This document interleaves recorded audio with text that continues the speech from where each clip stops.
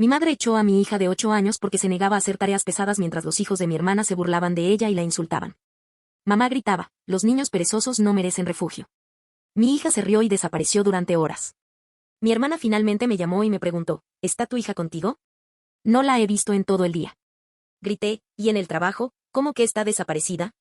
Así que llamé a la policía y presenté una denuncia de emergencia por desaparición. Cuando la encontraron y me llamaron, y al verla, me quedé paralizada.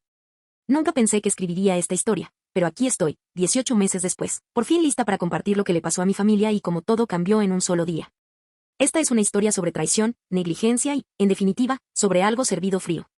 Me llamo Megan y tengo 34 años. Soy madre soltera de la hija mediana más maravillosa del mundo, Olivia. Olivia tiene ahora 10 años, pero cuando esta historia transcurre, acababa de cumplir 8. Su padre nos abandonó cuando ella tenía 2 años, dejándonos a nuestra suerte. Ha sido duro, pero hemos logrado construir una buena vida juntos. Hace 2 años, trabajaba como enfermera en el hospital local, haciendo turnos largos para llegar a fin de mes. Los horarios eran brutales, sobre todo los turnos de 12 horas, que a veces se alargaban hasta 14 horas cuando no teníamos suficiente personal. Odiaba tener que dejar a Olivia por tanto tiempo, pero no tenía muchas opciones. El cuidado de los niños era caro, y mi madre, Catherine, se había ofrecido a ayudar cuidando a Olivia durante mis turnos. En aquel entonces, mi madre vivía en una casa grande que heredó de mi abuela. Era una casa colonial de 4 habitaciones con un amplio patio trasero, perfecto para que los niños jugaran. Mi hermana, Hannah, también vivía allí con sus 2 hijos, Tyler, de 9 años, y Madison, de 7. Hannah se había divorciado el año anterior y conservó su apellido de casada, Martínez, cuando regresó a casa de su madre para ahorrar dinero. En teoría, parecía la solución perfecta. Olivia tendría primos con quienes jugar, y mamá habría ayudado con todos los niños. Lo que no me di cuenta fue que este arreglo se convertiría en una pesadilla para mi hija. Los problemas empezaron poco a poco. Olivia llegaba de casa de mamá más tranquila de lo habitual. Cuando le preguntaba cómo le había ido el día, se encogía de hombros y decía que estaba bien. Pensé que solo estaba cansada de jugar con sus primos, pero a medida que las semanas se convertían en meses, noté otros cambios. Olivia empezó a tener pesadillas y me limpiaba cada vez que mencionaba ir a casa de la abuela. Mami, tengo que ir a casa de la abuela mañana, me preguntaba con una mirada de terror. Cariño, sabes que mami tiene que trabajar, le explicaba. Pero puedes jugar con Tyler y Madison. Olivia solo asentía y se quedaba callada. Debería haber insistido más, debería haber hecho más preguntas. Pero estaba agotada, trabajando doble turno solo para mantenernos a flote, y confié en mi madre y mi hermana para que cuidaran de Olivia. La verdad empezó a salir a la luz poco a poco.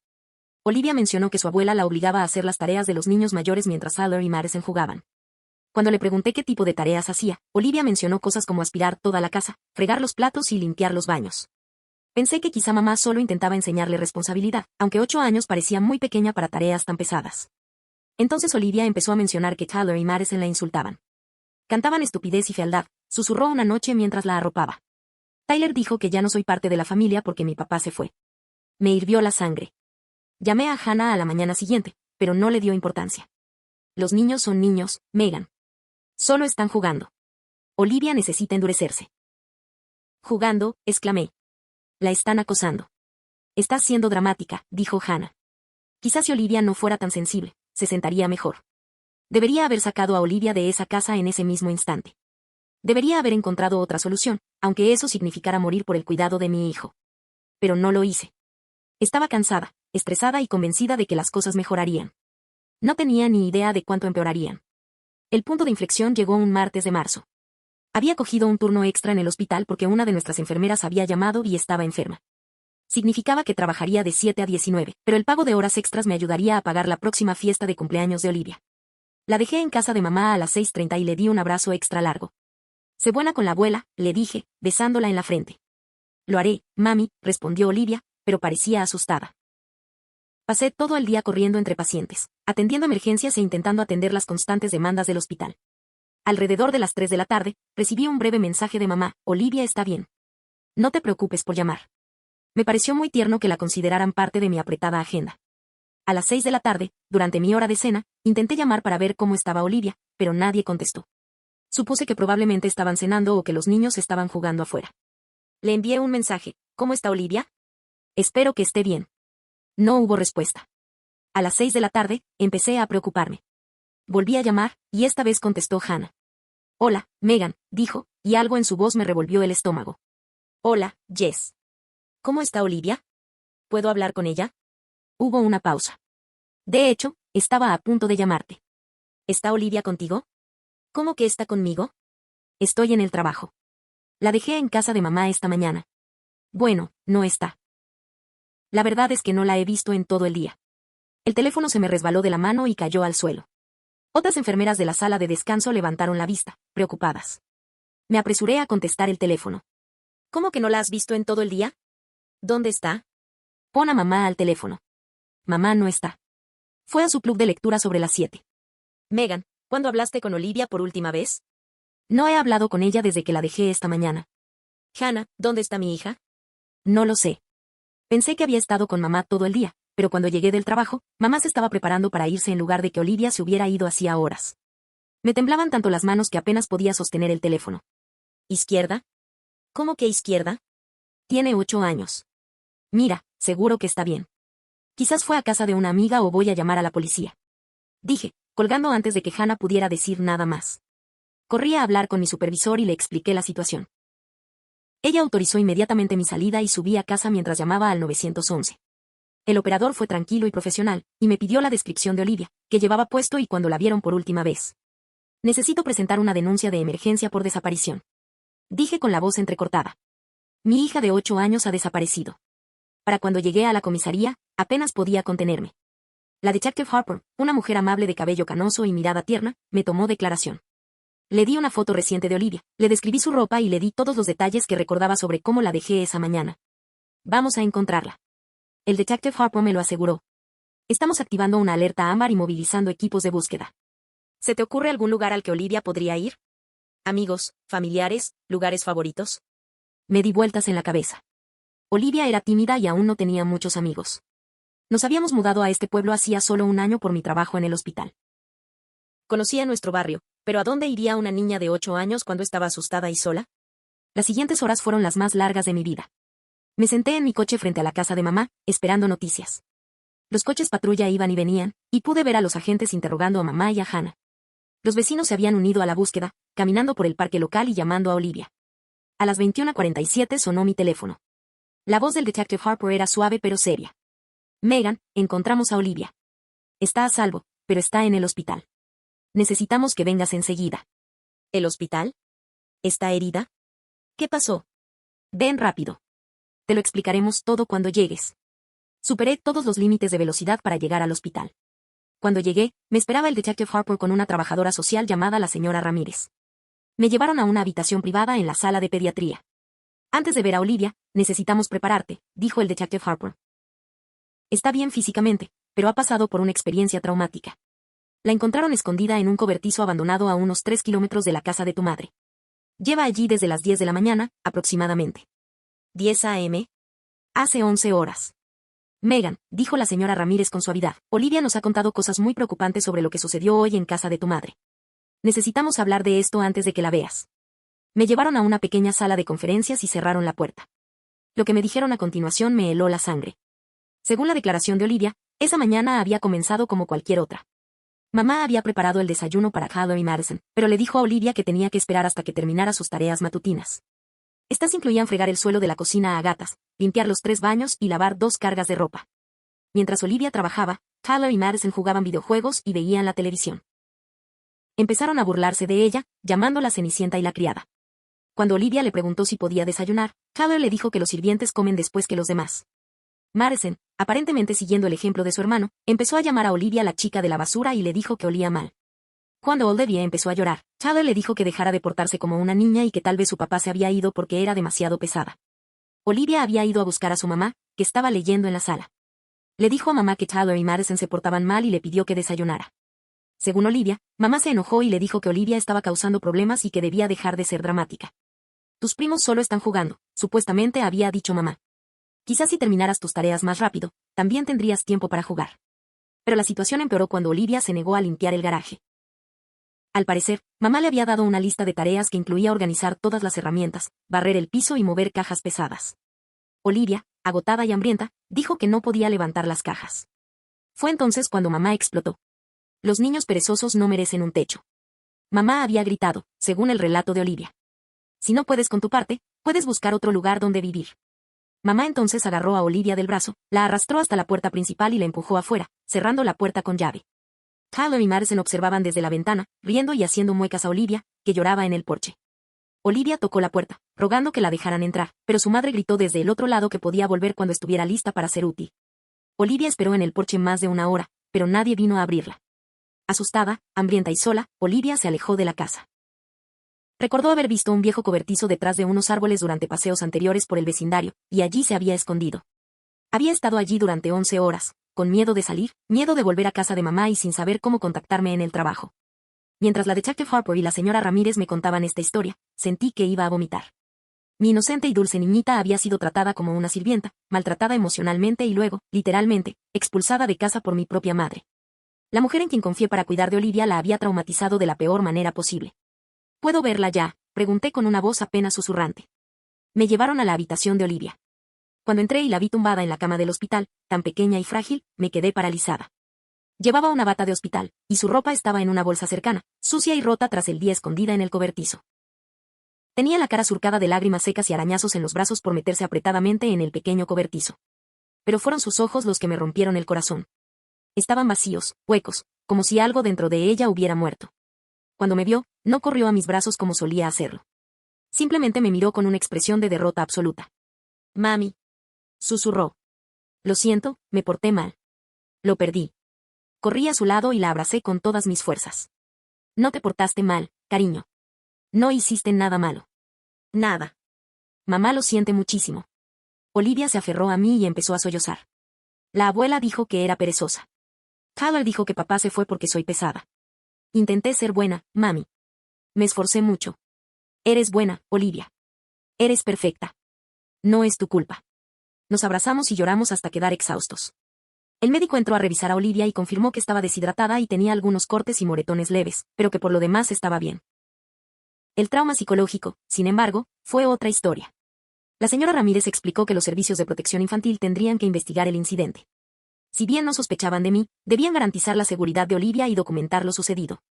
Les aseguré que cooperaría plenamente y que Olivia nunca volvería a casa de mi madre. Regresamos a casa sobre la 1 de la madrugada. Olivia no quería dormir en su cama, así que la dejé acurrucarse a mi lado. Se despertó toda la noche, llamándome para asegurarme de que seguía allí. A la mañana siguiente, llamé al trabajo y me presenté enferma. Pasé el día abrazando a Olivia e intentando procesar lo sucedido. También empecé a hacer llamadas. La primera fue a un abogado de familia, David Kim, que me habían recomendado mucho. La segunda fue con una psicóloga infantil, la doctora Jennifer Williams, especializada en trauma. Pero no había terminado. Estaba furiosa y quería respuestas. Llamé a mi madre. Catherine. Dije cuando contestó, sin molestarme en palabras amables. Megan, gracias a Dios. He estado muy preocupada. ¿Está bien, Olivia? La policía me dijo, no te atrevas a fingir que estás preocupada por Olivia. La echaste de tu casa. Abandonaste a un niño de 8 años. Espera un momento. Dijo mamá, poniéndose a la defensiva. Olivia estaba siendo desafiante e irrespetuosa. Intentaba enseñarle disciplina. ¿Disciplina? La obligabas a fregar pisos y limpiar baños mientras Tyler y Madison jugaban. Dejaste que la atormentaran. Y luego, literalmente, la echaste de casa. Yo no la eché. Le dije que podía volver cuando estuviera lista para portarse bien. Tiene 8 años. Podría haber sido secuestrada, atropellada o algo peor. Lleva 13 horas escondida en un cobertizo porque tenía demasiado miedo de volver a casa. Estás siendo dramática, Megan. Los niños son más resilientes de lo que crees. Fue entonces cuando me di cuenta de que mi madre no sentía ningún remordimiento por lo que había hecho. En su mente, tenía razón. Olivia simplemente se estaba portando mal, y mamá le había estado dando una lección. Tienes razón, mamá. Los niños son resilientes. Y Olivia va a estar bien, porque no te volverá a ver. Colgué antes de que pudiera responder. Durante las siguientes semanas, Olivia empezó terapia con el Dr. Williams. Fue desgarrador ver a mi pequeña, segura y llena de vida, luchar contra la ansiedad y el miedo. Tenía miedo de estar sola, miedo de que yo no volviera del trabajo y miedo de ser mala y merecer ser abandonada. El Dr. Williams le explicó que Olivia presentaba síntomas de trauma y que necesitaría tiempo y paciencia para sanar. También recomendó que Olivia no tuviera contacto con su madre, Hannah, Tyler ni Madison mientras procesaba sus sentimientos. Mientras tanto, el proceso legal seguía su curso. David Kim, mi abogado, explicó que, si bien lo que hizo mi madre era moralmente reprobable, presentar cargos penales sería difícil. Sin embargo, él creía que teníamos un caso sólido para una demanda civil basada en negligencia, angustia emocional y peligro para la infancia. La investigación de la CPS fue exhaustiva. Entrevistaron a Olivia varias veces, utilizando técnicas adaptadas a la infancia para obtener su versión de los hechos. También entrevistaron a mamá, Hannah, Tyler y Madison. La investigadora, la señora Rodríguez, fue profesional, pero claramente perturbada por lo que encontró. El relato de su madre sobre los hechos no coincide con el de Olivia ni con el de comerse a sus hermanas. La señora Rodríguez me lo contó durante una de nuestras reuniones. Tu madre afirma que a Olivia solo le pedían que hiciera tareas propias de su edad, pero la lista de tareas que encontramos sugiere lo contrario. No se debe esperar que una niña de 8 años limpie varios baños, lave la ropa o mueva objetos pesados. También encontró evidencia de que este trato se había prolongado durante meses, no solo ese día. Tyler y Madison, entrevistados por separado, admitieron que a Olivia siempre le asignaban más tareas que a ellos, y que los animaban a burlarse de ella por la marcha de su padre. Su hermana afirma que no era consciente de la magnitud del problema, continuó la señora Rodríguez, pero admite que oyó a su madre gritarle a Olivia y la vio haciendo tareas mientras sus hijos jugaban. Dice que pensó que era una forma de fortalecer el carácter. El informe final de la CPS fue contundente. Si bien no sacaron a Tyler ni a Madison del hogar, ordenaron que mamá y Hannah asistieran a clases de crianza y control de la ira. También emitieron una orden de protección que establecía que mamá no podía tener contacto sin supervisión con Olivia. El informe de la CPS también reveló detalles inquietantes adicionales que no se habían revelado durante la investigación inicial. La señora Rodríguez había entrevistado a la anterior niñera de Olivia, la señora García, quien la había cuidado ocasionalmente antes de que comenzáramos el acuerdo con mamá. La señora García informó que Olivia había mencionado estar cansada de limpiar y que le había preguntado si era normal que los niños hicieran tareas de adultos. Pensé que tal vez solo estaba ayudando con tareas sencillas. La señora García se lo contó al investigador. Pero ahora me doy cuenta de que intentaba decirme que algo andaba mal. Debería haber hecho más preguntas. El informe también incluía declaraciones de la maestra de Olivia, la señora Johnson, quien había notado cambios en el comportamiento de Olivia y su rendimiento académico durante los últimos meses.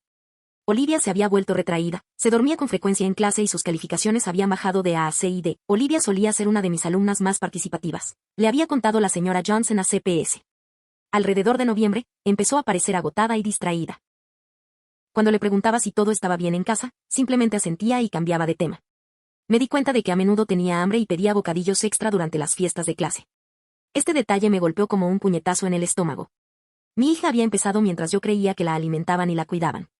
La regla de esperar hasta después de las tareas aparentemente significaba que Olivia a menudo se quedaba sin desayunar, a veces, sin comer, dependiendo de cuánto tiempo le tomaban las tareas asignadas.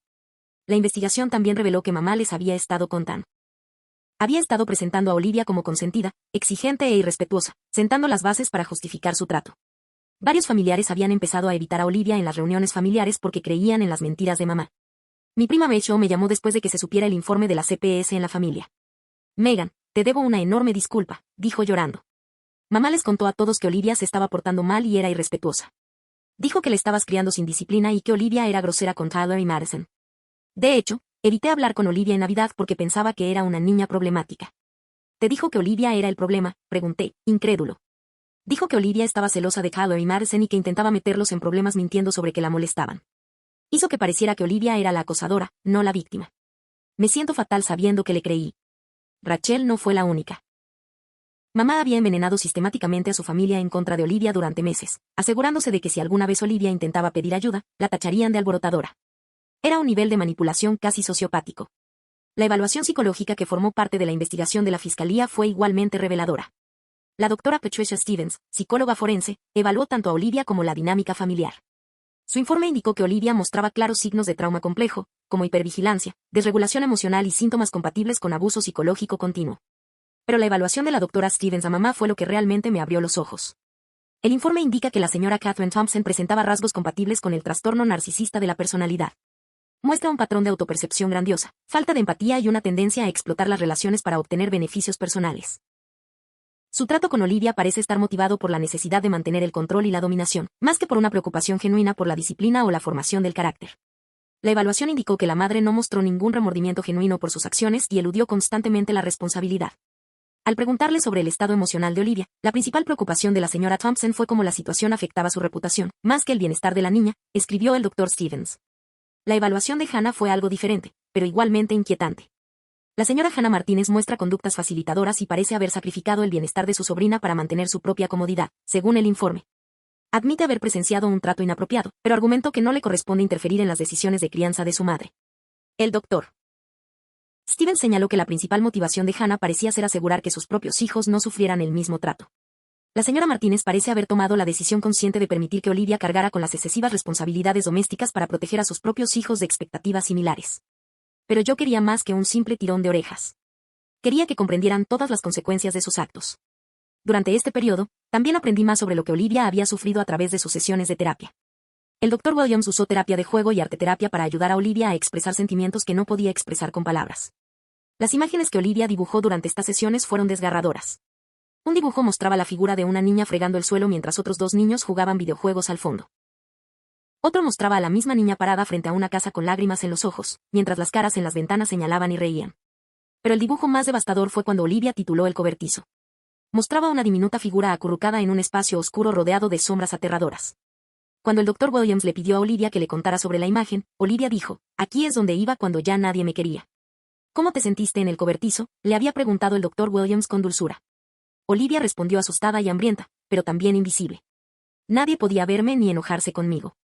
El Dr. Williams me explicó que Olivia había internalizado el abuso hasta tal punto que creía que lo merecía. Olivia ha desarrollado una respuesta al trauma que le permite intentar hacerse invisible para evitar conflictos, comentó. Ha aprendido que sus necesidades y sentimientos no importan, lo cual es increíblemente perjudicial para el desarrollo infantil. Las sesiones de terapia también revelaron que Olivia había estado sufriendo episodios disociativos durante el peor abuso.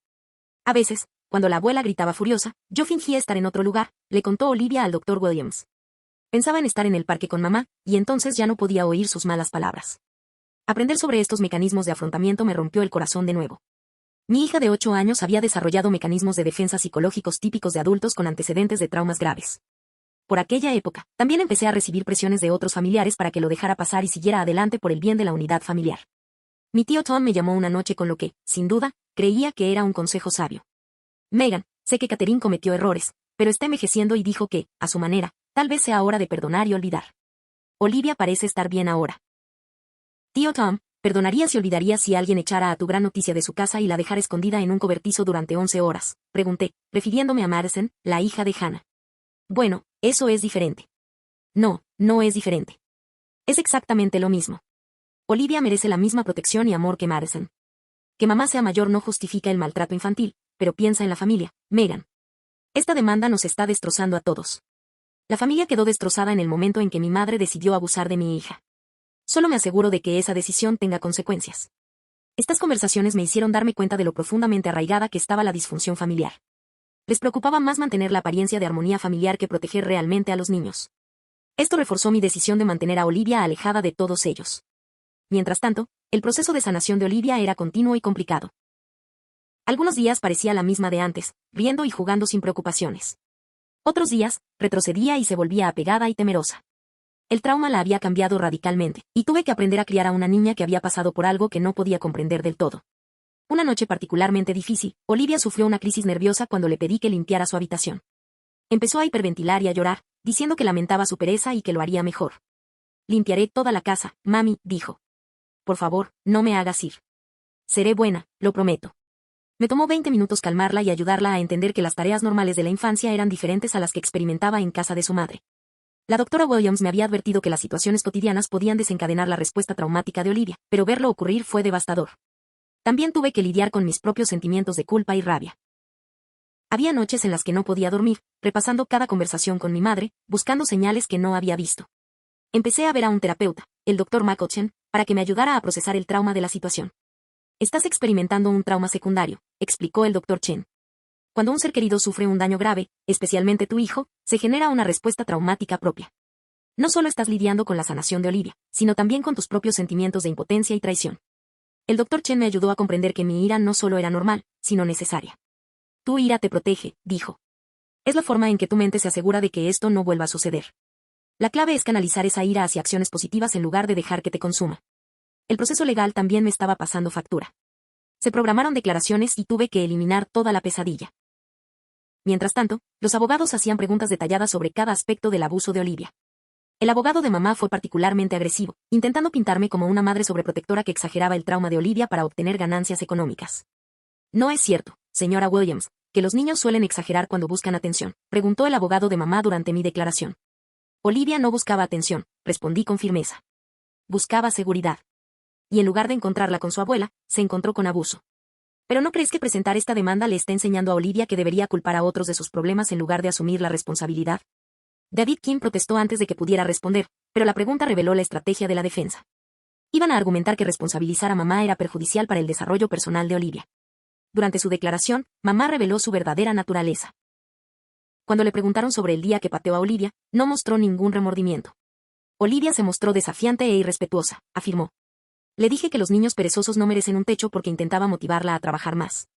¿Le dijiste a una niña de 8 años que no merecía un techo?, preguntó David Kim. Le estaba enseñando que las acciones tienen consecuencias. ¿Qué consecuencias esperabas que aprendiera una niña de 8 años al ser abandonada fuera de casa? Esperaba que regresara dispuesta a portarse bien. ¿Durante 13 horas? No sabía que serían 13 horas. Supuse que Megan vendría a buscarla al salir del trabajo. Esta respuesta fue especialmente condenatoria porque demostró que mamá nunca tuvo la intención de dejar que Olivia volviera. Esperaba que saliera temprano del trabajo para recoger a mi hija, que se portaba mal, lo que me habría hecho perder el sueldo y posiblemente el trabajo. La declaración de Hannah fue igualmente reveladora, pero de una manera diferente. A diferencia de mamá, Hannah parecía entender que lo que había sucedido estaba mal, pero sus explicaciones dejaron claro que había sido cómplice desde el principio. Sabía que Olivia hacía más tareas que Kyler y Madison, admitió. Pero mamá dijo que era porque Olivia necesitaba más disciplina que mis hijos. ¿Alguna vez te preguntaste por qué Olivia necesitaba más disciplina? Mamá dijo que Megan estaba criando a Olivia sin los límites adecuados y que Olivia estaba malcriada. ¿Alguna vez pensaste que una niña de 8 años, mientras lavaba varias cargas de ropa, fregaba pisos y limpiaba baños, podría ser excesivo? Hannah se quedó callada un buen rato. A veces lo pensé, pero mamá dijo que sería bueno para el personaje de Olivia. Y, sinceramente, significaba que Kyler y Madison tendrían más tiempo para las tareas y las actividades. Esta confesión de que Hannah había permitido que Olivia se sobrecargara para que sus propios hijos tuvieran una vida más fácil fue particularmente impactante. Había sacrificado el bienestar de su sobrina por la comodidad de sus propios hijos. David Kim presentó una demanda civil contra mi madre y Hannah por negligencia, angustia emocional intencional y poner en peligro a la menor. La demanda solicitaba una indemnización por los gastos médicos, los costos de la terapia y el dolor y sufrimiento de Olivia. El proceso de descubrimiento legal fue revelador. Descubrimos que Hannah había estado al tanto del trato desigual durante meses, pero lo había fomentado activamente porque significaba que sus propios hijos tenían menos responsabilidades. Los mensajes de texto entre mamá y Hannah revelaron sus verdaderos sentimientos hacia Olivia. Esa chica está demasiado consentida, leyó un mensaje para mamá. Megan la mima. Alguien tiene que enseñarle cómo es el trabajo de verdad. La respuesta de Hannah, quizás un poco de trabajo duro la haga menos quejosa. Tyler y Madison piensan que es una llorona. En otro intercambio, Hannah se quejaba de que Olivia no trabajaba lo suficiente. Mamá, sigues siendo demasiado indulgente con Olivia. Debería estar lavando la ropa de Kyler también. Él es mayor y tiene cosas más importantes que hacer. Leer estos textos me puso enfermo. Mi propia familia había conspirado para abusar de mi hija y se sentían completamente justificados. La demanda tardó 8 meses en resolverse. Durante ese tiempo, Olivia continuó la terapia y poco a poco comenzó a sanar. Aún sufría de ansiedad y le costaba recuperar la autoestima, pero estaba progresando. El Dr. Williams comentó que la resiliencia de Olivia era notable, pero que el trauma probablemente tendría consecuencias duraderas. Mamá y Hannah intentaron contactarme varias veces durante este periodo. Enviaron cartas, se presentaron en casa e incluso pidieron a otros familiares que intentaran mediar. Su mensaje siempre era el mismo. Estaba exagerando, Olivia estaba bien y yo estaba destruyendo a la familia por nada. El punto de quiebre llegó cuando mamá apareció en la escuela de Olivia, intentando verla. Olivia tuvo un ataque de pánico al ver a su abuela en el pasillo. La escuela me llamó de inmediato y tuve que salir del trabajo para recoger a Olivia, que estaba hiperventilando y llorando. Fue entonces cuando solicité una orden de alejamiento. La audiencia para la orden de alejamiento fue brutal. El abogado de mamá la presentó como una abuela cariñosa que solo intentaba disciplinar a una niña difícil. Argumentaron que la reacción de Olivia era prueba de que la había estado envenenando contra una abuela. Pero David Kim estaba preparado. Presentó el historial de terapia de Olivia con el permiso del Dr. Williams, el informe de la fiscalía y los mensajes de texto entre la madre y Hannah. También hizo que el Dr. Williams testificara sobre el trauma de Olivia y las consecuencias a largo plazo del abuso emocional. El juez no quedó impresionado con la defensa de la madre. Señora Thompson, dijo, dirigiéndose a mi madre. Sus acciones ese día no fueron disciplinadas. Fueron abandono. Rechazó a una niña de 8 años de su hogar y la abandonó a su suerte durante más de 12 horas. Eso no es una preocupación maternal. Eso es poner en peligro a un niño. Se otorgó la orden de alejamiento, prohibiéndole a mamá acercarse a menos de 150 metros de Olivia y de mí durante 2 años. La demanda civil concluyó 6 meses después. Las pruebas eran contundentes, y los abogados de mamá recomendaron llegar a un acuerdo extrajudicial. El acuerdo final fue de 85,000 pesos, que se destinarían a la terapia de Olivia, a futuras terapias y a un fondo universitario. Pero el dinero no era lo importante. lo importante era la rendición de cuentas. Durante las negociaciones del acuerdo, se le exigió a mamá que escribiera una carta reconociendo sus acciones y su impacto en Olivia. La carta formaba parte del acuerdo legal, lo que significaba que si alguna vez intentaba alegar que no había hecho nada malo, podríamos usarlo en su contra. La carta decía, en parte, reconozco que mi trato hacia Olivia el 15 de marzo y en los meses previos a esa fecha fue inapropiado y perjudicial. Entiendo que obligar a una niña de 8 años a realizar tareas domésticas excesivas mientras otros niños jugaban fue injusto. Reconozco que sacar a Olivia de mi casa y negarle permiso para pasar la aspiradora fue peligroso y traumático. Entiendo que mis acciones causaron un gran sufrimiento emocional a Olivia y contribuyeron a su trauma psicológico continuo. Leer esa carta me dio más satisfacción que el dinero. La parte de Hannah en el acuerdo fue menor, pero también se le exigió que reconociera su responsabilidad en permitir el comportamiento de mamá y en no proteger a Olivia. La parte más satisfactoria de todo el proceso llegó 6 meses después del acuerdo, cuando supe que las acciones de mamá tenían consecuencias más allá de nuestra demanda. Resultó que varios vecinos presenciaron cómo Olivia fue expulsada de la casa ese día. Una vecina, la señora Patterson, incluso llamó a la policía al ver a una niña de 8 años caminando sola y llorando. Su llamada ayudó a establecer la cronología de los hechos y la veracidad de que Olivia efectivamente había sido obligada a abandonar la casa. La noticia de la demanda y su resultado se extendió por el círculo social de mamá. Su club de lectura la echó al enterarse de lo sucedido. Varios viejos amigos dejaron de hablarle. Incluso su propia hermana, mi Carol, cortó el contacto tras leer el informe de la CPS. Hannah enfrentó consecuencias que también surtieron efecto. Era auxiliar de maestra en la escuela primaria local, y cuando el distrito escolar se enteró de su participación en el abuso de Olivia, realizó su propia investigación. Mientras estuvo despedida, la transfirieron a otra escuela y le exigieron que completara capacitación adicional sobre bienestar infantil y denuncia. Pero la consecuencia más significativa fue el impacto en Tyler y Madison. Los demás padres de su escuela se enteraron de la situación, y varias familias dejaron de permitir que sus hijos jugaran con Tyler y Madison. Los niños empezaron a portarse mal en la escuela, y Hannah se vio obligada a llevarlos también a terapia. Tyler, en particular, se sentía culpable por el trato que le dio a Olivia. Durante una de las entrevistas con los Servicios de Protección Infantil, CPS, se derrumbó y admitió que sabía que lo que hacía estaba mal, pero que su madre y Hannah le habían dicho que Olivia se lo merecía por ser una niña consentida. La consejera familiar que trabajaba con Tyler y Madison le dijo a Hannah que los niños habían sufrido daños al ser alentados a participar en el abuso de Olivia. Habían aprendido que el acoso y la crueldad eran aceptables, y ahora tenían dificultades para relacionarse y desarrollar empatía. Hannah me llamó una noche, aproximadamente un año después del acuerdo, llorando desconsoladamente. Megan, Tyler tiene pesadillas con Olivia, dijo. Él no para de preguntarle si está bien y pedirle perdón. Madison no quiere hablar de ello, pero su maestra dice que se ha vuelto agresiva con otros niños. El consejero dice que están traumatizados por lo que les enseñaron a hacer. Lo siento, Hannah, pero no puedo ayudarte con eso, dije. Tú tomaste tus decisiones. Por favor, ¿puede Olivia hablar con Tyler? ¿Solo una vez? Él necesita disculparse con ella. Para nada. Olivia sigue en terapia lidiando con un trauma que tu hijo contribuyó a causarle. No volveré a exponerla a ninguno de ustedes. Pero somos familia. No, no lo somos. La familia no maltrata a los niños. La familia no abandona a los niños de 8 años. Dejas de ser familia el día que decidiste tolerar el comportamiento de mamá en lugar de proteger a Olivia. Colgué y bloqueé su número. Olivia ya tiene 10 años y está mucho mejor. Sigue en terapia, pero con menos frecuencia. Ha hecho amigos en la escuela y se ha unido al equipo de fútbol. Ha recuperado la confianza en su sonrisa, aunque todavía tiene pesadillas ocasionales y ansiedad. A veces pregunta por su abuela y sus primos, pero la doctora Williams le ha ayudado a comprender que algunas personas toman malas decisiones y que está bien alejarse de quienes nos hacen daño, incluso si son familiares. El fondo universitario del acuerdo ha crecido significativamente, y Olivia tendrá mucho dinero para su educación cuando llegue el momento. Y lo que es más importante, ha aprendido que su voz importa, que los adultos deben proteger a los niños y que merece ser tratada con amabilidad y respeto.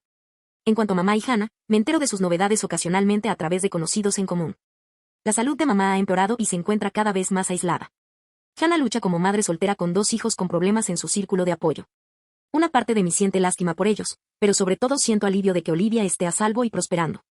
Tenían que tomar una decisión ese día de marzo, y eligieron la crueldad sobre la compasión, la conveniencia sobre la protección.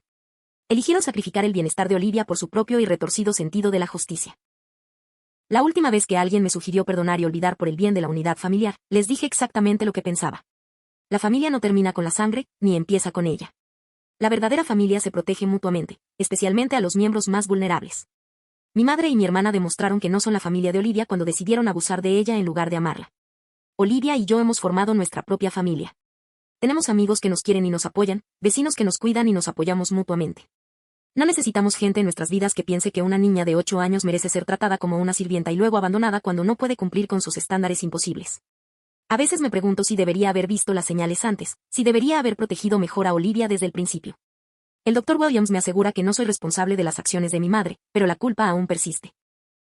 Lo que sé con certeza es que Olivia ahora está a salvo, y sabe sin lugar a dudas que la aman, la valoran y la protegen. Ella sabe que su valor no se determina por cuánto trabajo pueda hacer ni por los pocos problemas que cause. Sabe que merece bondad, respeto y amor incondicional. Y si alguien vuelve a intentar tratarla de otra manera, tendrá que pasar por mí primero. El sistema judicial funcionó, la terapia ayudó y el tiempo ha curado muchas heridas.